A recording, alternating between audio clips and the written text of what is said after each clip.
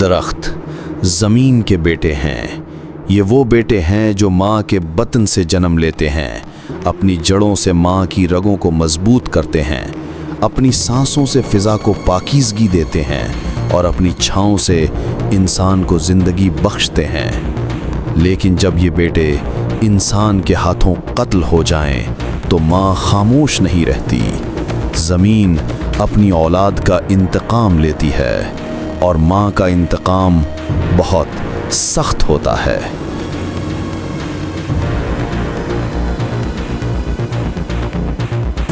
صدیوں کی پرورش کے بعد جب ایک درخت چھتنار بنتا ہے تو وہ صرف ایک درخت نہیں رہتا، وہ ماں کے گلے کا ہار ہوتا ہے، وہ پرندوں کا گھر ہوتا ہے، وہ بادلوں کا مسکن ہوتا ہے۔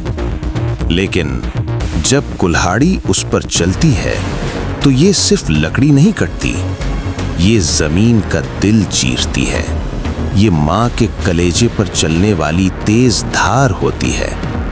ماں کے صبر کا پیمانہ لبریز ہوتا ہے، اس کی آنکھوں سے آنسو نہیں سیلاب بہتا ہے، اس کے چیخنے کی آواز بارش کی گرج بن جاتی ہے اور اس کے آنسو انسانوں کی بستیوں کو بہا لے جاتے ہیں۔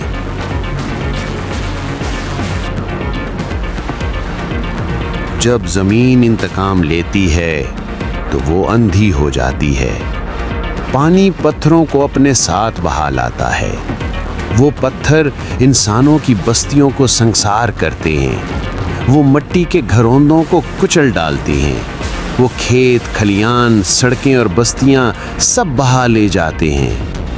اور زمین صرف درخت کاٹنے والوں کو نہیں مارتی، وہ انہیں بھی رون ڈالتی ہے جو خاموش رہتے ہیں، جو دیکھتے ہیں کہ درخت کٹ رہے ہیں مگر ہاتھ نہیں پکڑتے۔ ماں کے نزدیک تماشائی بھی شریک جرم ہیں۔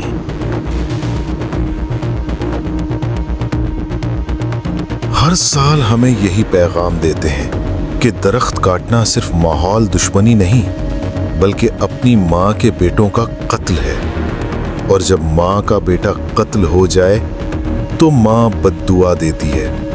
ماں کی بد دعا آندھی، طوفان، لینڈ سلائیڈنگ اور سیلاب کے روپ میں ہم سب کو رون ڈالتی ہے۔ یہ زمین ہمیں بار بار سمجھا رہی ہے، لیکن ہم ہیں کہ اب بھی نہیں سن رہے۔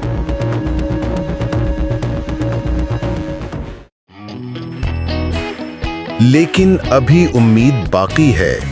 اگر آج ہم درخت بچائیں، جنگلات اگائیں اور زمین کی اولاد کی حفاظت کریں تو ماں ہمیں معاف کر سکتی ہے۔ یاد رکھیں، قدرت کا انتقام سخت ہے، لیکن اس کی رحمت اس سے بھی زیادہ ہے۔ آؤ آج عہد کریں کہ ہم درخت بچائیں گے، زمین بچائیں گے اور اپنی آنے والی نسلوں کو بچائیں گے۔